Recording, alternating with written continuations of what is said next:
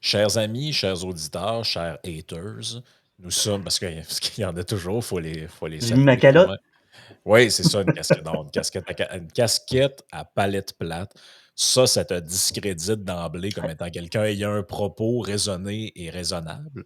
Parce que l'important, c'est comme moi, tu vois, là, je fais ça avec un T-shirt. Là. Normalement, j'aurais dû être en complet cravate. Non, non, Euh, non, en redingote, en queue de pie, avec un monocle et un chapeau de forme. Voyons, oui, quel exact. plébéien. Oui, c'est ça, exact. Parce que sinon, c'est d'emblée garant d'une forme de populisme.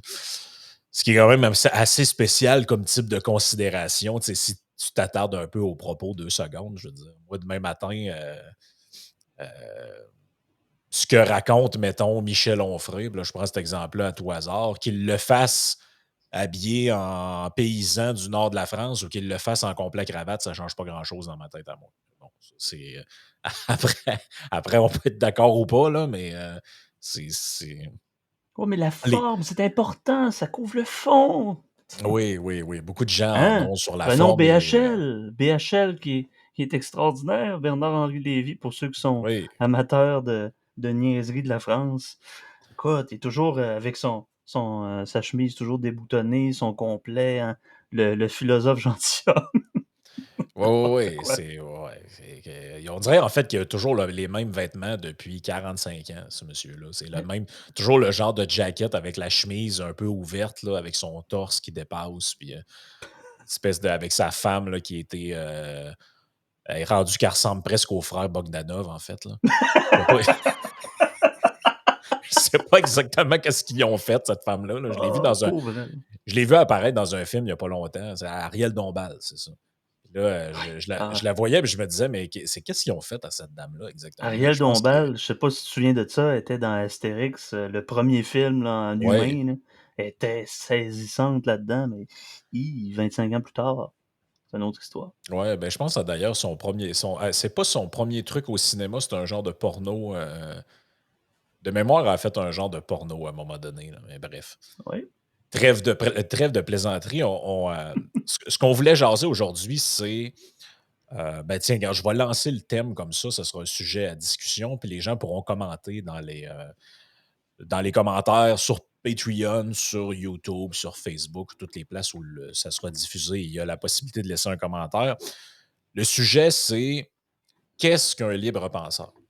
Ou qu'est-ce que la libre pensée? Déclinez-le dans la forme que vous voulez, il n'y a pas de problème.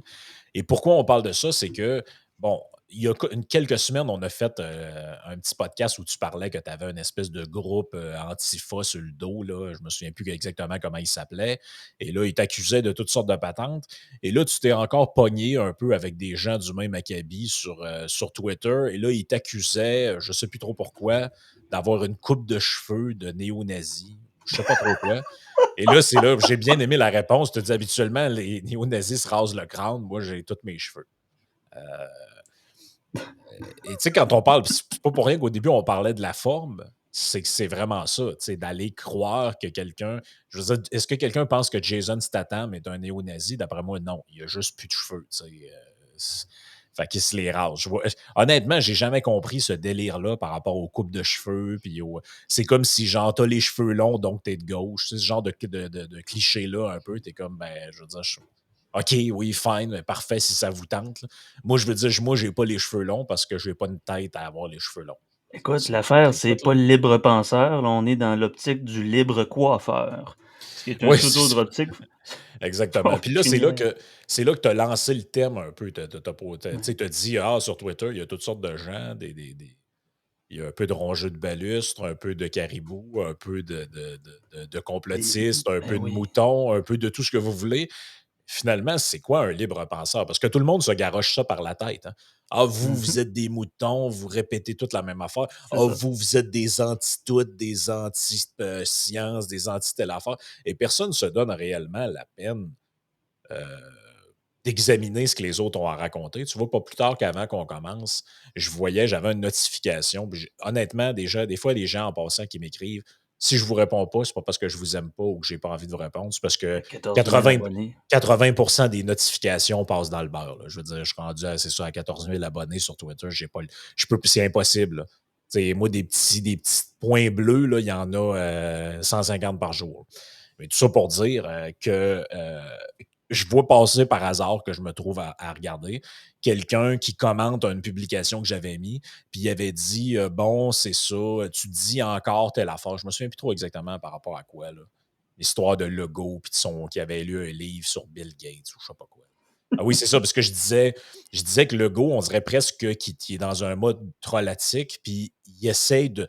On dirait que la stratégie que, pas lui, parce que lui, il pense pas à ça, mais les gens qui animent son truc, on dirait qu'ils font exprès pour faire sortir les gens au bout de leur chaîne Mhm. en les provoquant. Et là, C'est après, l'effet ça. Streisand. Parlez-en Oui. mal, parlez-en bien, mais parlez-en. C'est ce qu'on Et, a fait avec Roche d'ailleurs et après, hier. et après, leur but, d'après moi, c'est de voir. Parce que, en gros, leur but, c'est quoi? C'est qu'ils font des publications, ils vont à la pêche. Et après, ils espèrent d'avoir des commentaires complètement capotés avec des gens que c'est marqué genre sympathisants, PCQ, whatever, dans leur bio, pour après repiner ça en disant regardez, c'est ça les fans d'Éric Duhem. Tu comprends? Ben oui. Donc, Ils ont moi, des petits drapeaux pirates parce qu'ils sont libres. Ben oui. Exactement, exactement. Donc là, moi, je dis arrêtez. Lui, il devrait arrêter de leur donner à manger ou les 40 000 personnes qui gèrent ses réseaux sociaux.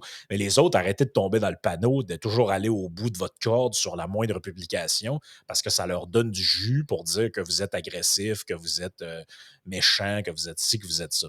Et là, quelqu'un en dessous me dit dans les commentaires euh, ah, t'es encore en train de dire telle affaire, déçu, blablabla. Puis là, je me suis posé la question suivante. Je me disais, si tu écoutes ce que je fais, là, et ce que vous faites à Agora, ce que Yann fait, ce que Vincent fait, c'est parce que tu apprécies une certaine honnêteté, tu apprécies une certaine intégrité. Ce que tu veux pas entendre, ce que tu as envie d'entendre. Tu veux entendre ce qu'eux ont à dire. Mais si ce que tu veux comme consommateur de contenu, c'est consommer du contenu que des gens répètent 100% des choses que tu veux qu'ils disent, sans quoi tu menaces de te désabonner ou de mettre des Oh commentaires oui, négatifs ou whatever. absolument. Pour moi, ça dénote pas quelqu'un qui est un libre penseur ou un libre esprit. Ça dénote quelqu'un qui a envie de se faire bourrer le mou Mais par. non, mais attends, Frank, l'affaire, c'est que ce ne sont pas des moutons. Hein, il faut comprendre ça Ah non, parce oui. qu'ils pensent par eux-mêmes tout en se rentrant dans la gorge les dogmes, les pensées déjà prémâchées de leur gourou. Puis en passant, ça va autant des comploteux avec les petits casques d'aluminium que ça vaut pour les control freaks. Parce que ces gens-là, ce sont des frénétiques, ce sont des zélos. C'est ça, Ben des oui. zélos? Ouais, des Tu sais, zélotes. ça a été ça quand j'ai fait avec Yann le podcast où on parlait du procès d'Alex Jones en diffamation. Écoute, Ouf. les messages qu'on recevait, c'était complètement capoté. Là. Puis moi, je l'ai dit, en plus, je l'ai dit dans le podcast. Je dis, moi, j'ai pas de problème. Moi, j'ai rien contre lui personnellement. Je consomme pas vraiment ce qu'Alex Jones fait. Je, je trouve ça. Le style me plaît pas. Le fond qui bouffe à tous les râteliers du complotisme me plaît pas non plus. Il y a certaines affaires que j'ai vues au fil du temps où je me suis dit, ah, OK, là-dessus, il est peut-être on target. Mais le reste du temps, ça me plaît pas vraiment. Mais j'ai jamais dit que c'est un débile. J'ai jamais dit que les gens n'avaient pas le droit de l'écouter, whatever. Mais là, comme sur un point précis, tu dis pas exactement ce que la personne qui écoute s'attend à entendre, là, ça fait plus. Là, Ben, tu te c'est dis, ça, ben, c'est des pas des émetteurs, mais des récepteurs. Ils fonctionnent avec la fréquence. Et si la fréquence est un peu plus haut et un peu plus bas, là, ça part en vrille. Ça part dans. T'en as parlé cette semaine, je suis quand même content, là, des idées surinvesties, là.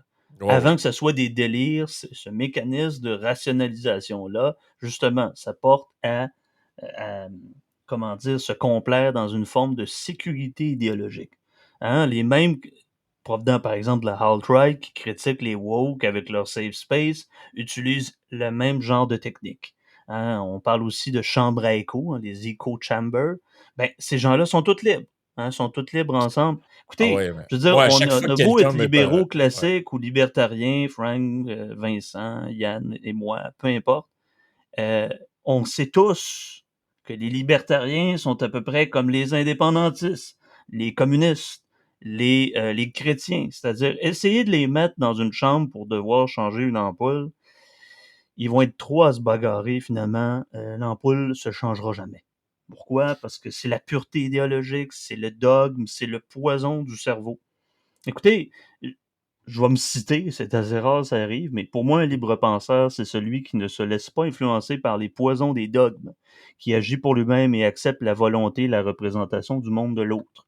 C'est-à-dire qu'il est assez libre pour être assez humble, pour ne pas surréagir ou surrationaliser sur ce que quelqu'un va dire. Tu sais, Mhm. je cite souvent Nietzsche, là, il y a dans les trois métamorphoses, tu as le cap, là, c'est l'enfant. C'est quelqu'un qui est capable d'être dans son corps et de sable, là, pas dans son safe space, mais qui est capable de dire ah, mais avec curiosité, avec humilité, je vais essayer de reconnaître l'autre. Donc, il n'y a pas besoin de penser pour les autres ou être dans une pensée dite holiste. Hein. L'holistique, c'est ce qui s'oppose à l'atomiste, c'est-à-dire une pensée qui est collective. On pense pour les autres, par les autres. Hein. C'est l'État, Oui, oui. c'est le grand collectif et le bien commun. Mais la pensée atomiste, attendez, quand la majorité des messages des control freaks ou des comploteux parlent, on pense que, nous pensons que pensent pas pour eux-mêmes, pensent pas par eux-mêmes, ils pensent pour les autres. Donc ça règle assez bien l'affaire dans une optique que c'est une technique qui est surabondante dans les médias sociaux. Et à un moment donné, ça commence à faire. Je rentre sur Twitter un petit peu comme un petit garçonnet naïf. Ah, ça va être le fun, je vais pouvoir discuter. J'ai été sur Facebook et sur n'importe quel. Écoutez, j'ai connu les forums, là, Frank aussi. Ben oui. Les petites aiguilles, les petits drapeaux ukrainiens, les petits drapeaux pirates. Là, j'ai vu des sensei, je sais pas c'est quoi, là. Il y a une gang d'Antifa qui m'est tombée dessus ensuite à l'article que j'en avais parlé la semaine passée ou il y a 2 semaines. Écoutez, on peut pas discuter tranquille sans voir des trolls ou des gens anonymes qui vont confronter. Ces gens-là sont pas libres, ils ne veulent pas non plus que vous soyez libre également. Fait que c'est vraiment le contexte dans lequel c'est, là. Peut-être que, tu sais, j'en ai parlé avec Frank au tout début, c'est peut-être pas temporel, c'est peut-être pas relié à l'actualité, c'est très personnel en bref. Mais ça fait depuis les médias sociaux, depuis que les médias sociaux existent, puis ce genre de mécanisme-là, à un moment donné, ça vient, on doit faire quoi avec ces gens-là? Les bloquer, les laisser nous insulter? On essaie de dire, bon, mais finalement, on est là pour le débat ou la conversation, mais ces gens-là, de toute façon, essaient de pas comprendre, sont dans la mauvaise foi ou tout simplement dans des torts. Hein. Ces gens-là sont dans des Ouais. torts, sont dans une stupidité atavique. En tout cas, je sais Mhm. pas ce que tu en penses. Ben écoute, je suis content que tu amènes Nietzsche, tu amènes ces considérations-là. Moi, je serais moins original et je vais y aller avec quelque chose d'extrêmement classique. C'est ce que j'avais répondu en dessous de la publication que tu avais mis.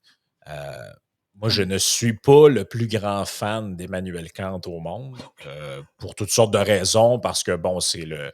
J'avais un prof à l'université, paix à son âme, il est décédé aujourd'hui, qui parlait de l'obscurantisme franco-germanique. J'adore ce terme-là. Ça décrit beaucoup, en fait, en fait, toute la tradition de l'idéalisme allemand, c'est un peu, comment je pourrais dire ça, c'est un peu métamorphosé par la suite dans les penseurs français du 20e siècle qui sont pour la plupart imbuvables et illisibles. Mais je trouve quand même que Kant, pour ce qui est peut-être de la morale, mais aussi pour un petit texte que peut-être des gens ont lu, euh, ça a été réédité à un moment donné comme faisant partie de la métaphysique des mœurs. Et c'est un texte qui s'appelle Qu'est-ce que les Lumières? Vous pouvez le trouver, c'est un texte ultra classique. Là. Si vous avez pris un C'est cours un de philo dans pamphlet. votre vie, et vous peut-être, vous savez ça, c'est un petit pamphlet, un petit manifeste.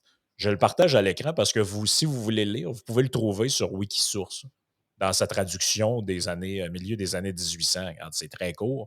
Je l'ai relu juste avant qu'on fasse le podcast. Et ce que je trouve intéressant dedans, c'est qu'il fait la distinction. Tu sais, traditionnellement, on va dire un enfant, c'est quoi?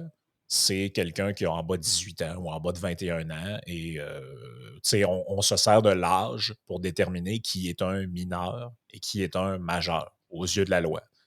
Et quand lui dit, en réalité, il y a une très vaste majorité des gens qui sont peut-être légalement majeurs, mais intellectuellement, ils sont des mineurs. Ils Très, n'ont très moderne, très contemporain. Écoute, on les c'est appelle les adolescents, ils sont pas capables d'être autonomes, de prendre des décisions par eux-mêmes. Hein, je t'avais déjà expliqué, là, je fais une petite parenthèse ici, Mmh. entre le libertarien Sam qui dit: «Voyons, c'est pas, aux États à dire le bien commun et à décider pour vous-même». Puis de l'autre côté, tu as le Sam de la tyrannie éclairée en se disant: «Crime qu'il y a des gens qui sont stupides et qui penseront jamais par eux-mêmes et qui n'auront jamais optimisé toutes leurs ressources, toute leur humilité. Hey, il y a des gens qui savent lire, là, mais qui ne lisent pas et qui sont incapables de lire un contrat, imaginez un article de presse ou peu importe, puis de faire de la triangulation. Fait que là, tu as le petit Sam Blondinet qui dit: «Mais voyons, mais finalement, c'est quoi qu'on fait avec ça?» Est-ce qu'on est dans cette utopie-là de dire: «Ben, effectivement, il y a encore des adolescents qui ne sont pas capables de penser par eux-mêmes, mais qu'est-ce qu'on fait avec ça?» Est-ce qu'on les moralise? Est-ce qu'on les instruit au grand savoir? Et décidément pas dans une société démocratique et libre. Ah non, absolument. Écoutez, je ne peux résister. Je vous lis le dernier paragraphe du texte. À mon avis, c'est absolument succulent et très moderne, à part le style de français dans lequel c'est traduit, évidemment. Mais celui-là seul, qui en même temps qu'il est lui-même éclairé et n'a pas peur de son ombre, a sous la main pour garant de la paix publique une armée nombreuse et parfaitement disciplinée. Celui-là peut dire ce que n'oserait pas dire une république. Raisonnez tant que vous voudrez et surtout ce que vous voudrez, seulement obéissez. Les choses humaines suivent ici un cours étrange et inattendu, comme on le voit souvent d'ailleurs, quand on les envisage en grand, car presque tout y est paradoxal. Un degré supérieur de liberté civile semble favorable à la liberté de l'esprit du peuple, et pourtant lui oppose des bornes infranchissables. Un degré inférieur, au contraire, lui ouvre un libre champ où il peut se développer tout à son aise. Lorsque la nature a développé sous sa dure enveloppe le germe sur lequel elle veille si tendrement, à savoir le penchant et la vocation de l'homme pour la liberté de penser, alors ce penchant réagit insensiblement sur les sentiments du peuple, qu'il rend peu à peu plus capable de la liberté d'agir. Et enfin, sur les principes même du gouvernement, lequel trouve son propre avantage à traiter l'homme qui n'est plus alors une machine conformément à sa dignité. Autrement dit, si vous ne voulez pas, la première étape, c'est, je reprends un terme qui est plus haut dans le texte, aie le courage de te servir de ta propre intelligence ou de ton propre entendement selon les traductions. Après, tu peux passer de mineur à majeur. Tu n'es plus un enfant, tu es un homme ou une femme. Et ensuite, tu peux exercer ta liberté civique parce que tu as appris à réfléchir par toi-même. Imiter les autres, que ce soit d'un sens ou de l'autre, c'est pas de la liberté. Ça, c'est du mimétisme, c'est de On l'imitation. en a vu, Frank et moi, à l'université, des gens hautement qualifiés et instruits, académiciens de renom, mais qui sont seulement dans le schème de pensée d'en reproduire d'autres. Donc, malgré leur Absolument. aspect lettré, ce sont des copies, des copistes, hein, comme au Moyen Âge, les moines recopiaient les textes. C'est exactement ça. Donc, si on n'est pas capable d'optimiser toutes ces ressources pour essayer d'avoir de l'entendement, pas la raison, pas la science, pas des choses métaphysiques, mais vous soyez capable de vous faire une idée vous-même. Ça ne veut pas dire non plus de ne pas être influencé ou influençable. On est tous influençables de par notre culture, notre famille, nos comportements, l'empirisme, c'est-à-dire nos expériences. Ça ne veut pas Oui, dire d'être complètement, je dis pas ignifuge, mais opaque à cette influence-là, qu'on est des libres penseurs. Bien naturellement que non. Frank et moi, on a lu des textes, on a été influencés par la façon que d'autres auteurs ont. On n'est pas des génies qui partent d'absolument rien. Et qui font ça? Qui fait vraiment ça de partir? Tu sais, les self-made, souvent, c'est une espèce de lubie, de fantasme occidental de dire cette personne-là pense par elle-même absolument et elle. Non, ça fonctionne pas comme ça. C'est de l'ordre de l'utopie. Mais d'être capable de faire la distinction, c'est ça l'entendement. Faire la distinction. Regarde, Frank, juste là-dessus, parle de second degré. Il doit expliquer à des auditeurs ou des critiques que ce qu'il dit, justement, c'est du second degré. Hey, comme je le dis, c'est soit de la mauvaise foi, de la stupidité. Ça peut pas être autrement. Je sais que ça a l'air d'un faux dilemme, mais c'est pas. Écoutez, donnez-moi des pistes de solutions ou des hypothèses autres que ces deux-là. Ça va me faire plaisir d'être homme face à ça, mais il n'y a pas autrement, en tout cas, selon ma vision. Ça se peut, je me trompe. Ben, écoute, tout le monde part avec un certain bagage. Tu sais, en fait, moi, la libre pensée, moi, je vois ça un peu comme le concept de l'objectivité. C'est-à-dire que ça n'existe jamais réellement, mais c'est un idéal vers lequel tu peux tendre. Tu sais, donc, même Kant, il a écrit tout ça. Bon, aie le courage de te servir de ton propre entendement. Il a fait tout un œuvre philosophique, etc. Mais il l'écrit bien dans la préface d'un de ses bouquins que c'est David Hume qui l'a sorti de son sommeil dogmatique. C'est la formulation qu'il emploie. Ça veut dire Mm. quoi? Ça veut dire, avant, je réfléchissais pas trop, j'avais pris pour acquis des choses qu'on me racontait. Et là, bang, je suis tombé sur un livre de David Hume. Et là, je me suis dit, OK, non, j'avais jamais pensé à ça. Mais qu'est-ce qu'il a fait par la suite? Il a lui-même critiqué ce qu'avait écrit David Hume. Mais là, il a pris le temps d'essayer de reculer et de faire OK. Parce que l'attitude de base, honnêtement, là, quand tu commences à t'intéresser à tout ce qui est idées, mouvements sociaux, peu importe, quand tu tombes sur quelque chose qui paraît logique et qui est bien exprimé, qui est clair, tu as tendance à vouloir adopter très rapidement cette grille de lecture-là sans trop de regard critique. C'est pour ça qu'il y a autant de gens qui tombent dans le marxisme-léninisme, qui tombent dans toutes sortes d'idéologies quelconques sans regard critique parce que c'est des formules, c'est du prêt-à-penser, en fait. Donc, Eh oui. moi, je ne dis pas que c'est mauvais. C'est bon de s'intéresser à toutes ces affaires-là, que ce soit de lire Et tu Murray parles de Rothbard. prêt-à-penser, là. Prêt-à-penser, c'est comme du prêt-à-porter. C'est facile, c'est déjà à votre mesure, hein. C'est pas du sur-mesure, mais c'est déjà à votre mesure, du moins par défaut. Donc, le marxisme-léninisme, peu importe, il y a des idées. Même le libertarianisme correspond à un genre de romantisme. Hein, c'est quelque chose d'exaltant à la liberté, autant que le marxisme-léninisme est exaltant dans l'idée révolutionnaire. On est radical, on est radicaux, on est jeune. On est un peu comme aller lire les trois métamorphoses de Nietzsche. Je fais juste en parler. On dirait que j'ai jamais lu un livre de ma vie à part celui-là. Mais c'est ça, c'est le lion de Nietzsche, Ouais. autrement dit, c'est lui qui est révolté, c'est l'antivax, c'est le comploteux, c'est le libertarien, c'est le marxiste, c'est le rebelle, parce qu'on est dans une mécanique d'opposition. Il y a quelque chose de pugnace, de guerrier, de même à la limite de bon, on m'a perdu. Oh Non, non, c'est correct. Il y a eu un petit, je comprends pas ce qui se passe, mais c'est pas grave en autant qu'on petit bug. je sais pas ce que ça va revenir. Ouais, je Mais pense que vas-y. c'est la connexion qui a eu un petit bug, mais c'est pas grave. Mais même tu parles de Nietzsche, mais même Nietzsche, à un moment donné, moi, à mon humble avis, tombe légèrement là-dedans. C'est-à-dire que, bon, il y a toute une critique chez Nietzsche du catholicisme, de l'esprit de ressentiment, de tout ça. Mais quand on lit, par exemple, l'Antéchrist, tu sais, il y a des bouts où tu sens qu'il se laisse emporter par une genre de ferveur, là. Quand il dit on va Ben raser oui. le Vatican pour y faire un élevage de serpents, tu sais, on sent qu'on est dans l'enflure verbale et pas vraiment dans le Ben oui. projet concret. Là, tu sais. On C'est souvent comprend. Là, des gens qui, tu sais, on l'a c'est- vu avec la pandémie, on a vu que de tous les côtés, là, que ce soit autoritaire ou supposément libertaire, des gens étaient déjà influencés par leur propre mécanisme de frustration. Des gens du ressentiment, des gens de l'amertume, des gens qui ont peut-être même pas de sexe et qui vivent des frustrations au travail dans leur propre couple. Tu sais, l'idée, là, pour quelqu'un de libre et qui se sent bien dans la vie, qui est épanoui, qui a atteint un degré, hein, comme la pyramide de Maslow, sur la réalisation personnelle, n'ira pas sur Twitter à toute heure, toujours, pour finalement cracher son fiel. Je veux dire, c'est sûr qu'on peut psychiatriser l'adversaire et dire ah, c'est un délirant. C'est pas l'idée de la psychiatrisation de l'adversaire ou de celui qui vous critique, mais essayer empathiquement de voir mais qui on a en avant de soi. Mais pourquoi autant de fiel, d'immondice ou de haine?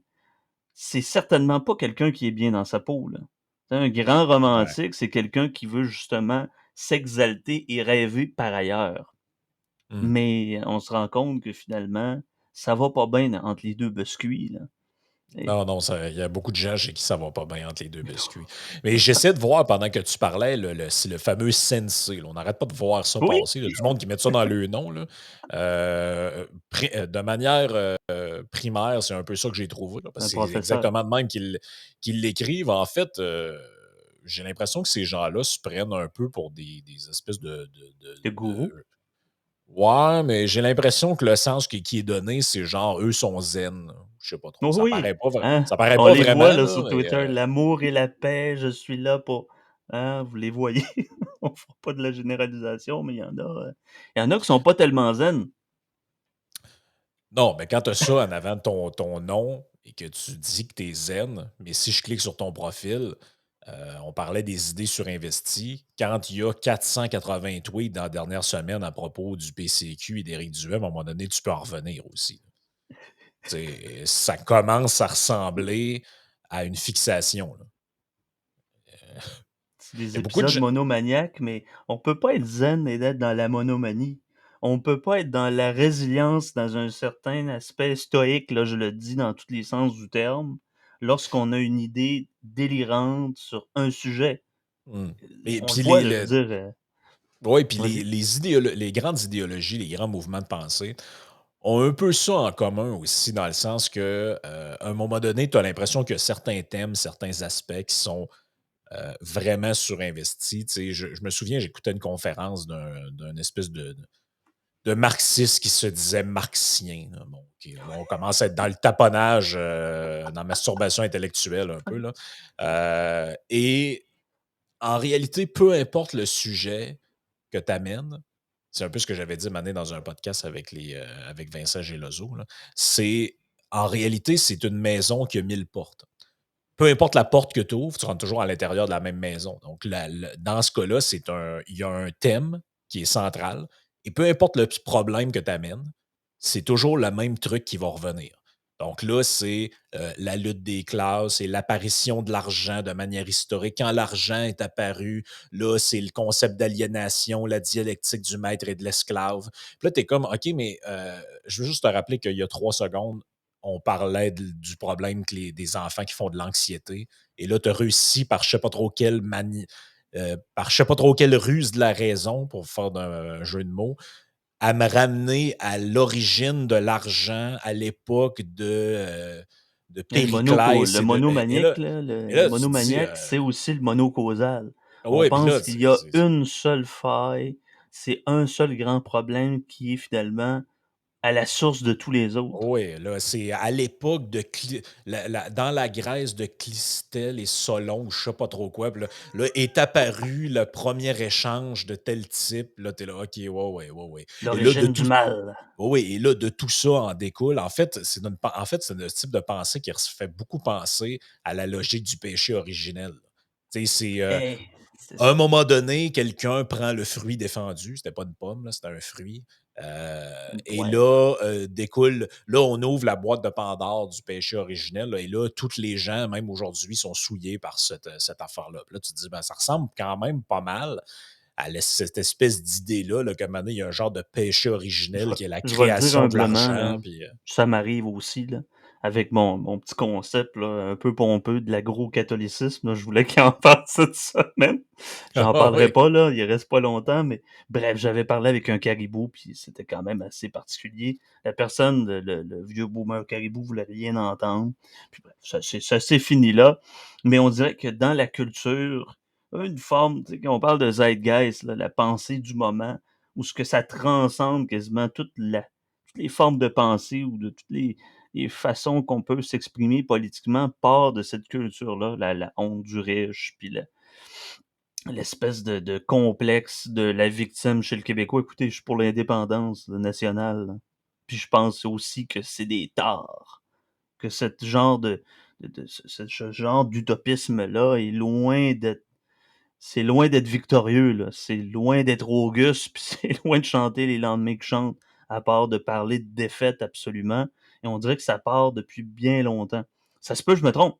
Ça se peut qu'il y ait d'autres choses aussi. Tu sais, les gens ne sont pas tous pareils non plus. On peut avoir on peut avoir cette tendance-là de dire ah les gens. Hein, moi je suis brillant, les gens. Hashtag les ouais. gens. moi et les autres. Tu sais, il faut faire attention avec ce genre de choses-là aussi. Ah oui, c'est sûr qu'il faut faire attention avec ce genre de raccourcis-là. On invite les gens à commenter en dessous du podcast, que ce soit sur Patreon, si vous voulez nous rejoindre, patreon.com/isénéchal, et sur YouTube, sur Facebook. Expliquez-nous pourquoi. Expliquez-nous, premièrement, c'est quoi pour vous penser par soi-même ou être un libre penseur? Et pensez-vous en être un ou en être une? Et pourquoi? Je suis curieux d'entendre ça parce que je me suis tellement fait souvent répondre ce genre de truc-là. Tu sais, ça se garoche de la boîte. Un est un mouton, l'autre est un conspi ou je sais pas quoi. Et là, tout le monde est. Fait soit ça, supposément que tout le monde a une grande liberté intellectuelle là-dedans, mais je serais curieux Je vous d'entendre en encourage quoi de ça voir mon consiste. Twitter. Il est peut-être pas aussi abondant que Frank, parce que ça fait pas si longtemps que je suis là, mais écoute, je vois des gens comme on va te réveiller l'endormi. J'ai assez hâte que les gens puissent m'éveiller, là. Je me sens tellement paralysé. Oh, Mais ouais, allez c'est voir ça. sur mon Twitter, c'est un exercice assez Ouais, c'est ça. En particulier. fait, oui, puis il y a quelque chose qui est quasiment en fait de l'ordre du prosélytisme christique là-dedans. Là. Tu sais, il faut amener la bonne parole à l'impie. Oui. Tu sais, moi, je raconte des trucs, je partage le peu de choses que je sais. Si ça intéresse les gens, ça intéresse les gens. Mon but, c'est pas de convertir du monde, encore moins de partir une secte. J'en ai rien à foutre. Après ça, moi, c'est pour ça que quand des gens m'insultent ou sont pas d'accord avec ce que je dis, je perdrai pas 3 jours de ma vie pour essayer de les éveiller. C'est ce Ça qu'on fait fait. sur Agora Underground aussi. On essaie de dire, ben, dans une conversation, ayez la représentation puis la volonté du monde que vous avez, en autant que vous êtes capable d'amener un propos puis de discuter. C'est pour ça que ça s'appelle Agora Underground, tout simplement. Fait qu'essayez de me suivre. Il y a du monde intéressant. On a quand même un bon public. Je suis très content d'avoir cette conversation-là à tous les jours. Et je suis très content aussi d'être abonné à Yann et Frank, les affranchis, tout ça. C'est Juste pour toujours vous très faire plaisant de voir des commentaires. juste pour préciser, pour peut-être les gens qui ne connaissent pas, peux-tu nommer quelques invités là, que vous avez eus ou vous allez avoir dans votre podcast qui pourraient Heu, intéresser pour les l'instant, auditeurs? j'essaie d'y aller à la semaine, mais on a eu des gens de gauche comme de droite, hein. C'est pour ça qu'on m'a étiqueté d'extrême droite parce que j'avais invité Renaud Camus. Hey, c'est épouvantable, hein. Vous l'avez sur Balado Québec. On a invité, Roméo Bouchard, non pas Roméo Dallaire, c'est pas pareil. Quelqu'un qui est plus de gauche, il y en a des gens qui sont plus syndicalistes. Un anarchiste plutôt de gauche aussi, on a eu, Stéphane Baudin, qui est quand même, tu sais, assez intéressant. Bon, des fois, c'est la décroissance et tout ça. J'aimerais ça avoir un débat entre Frank et lui.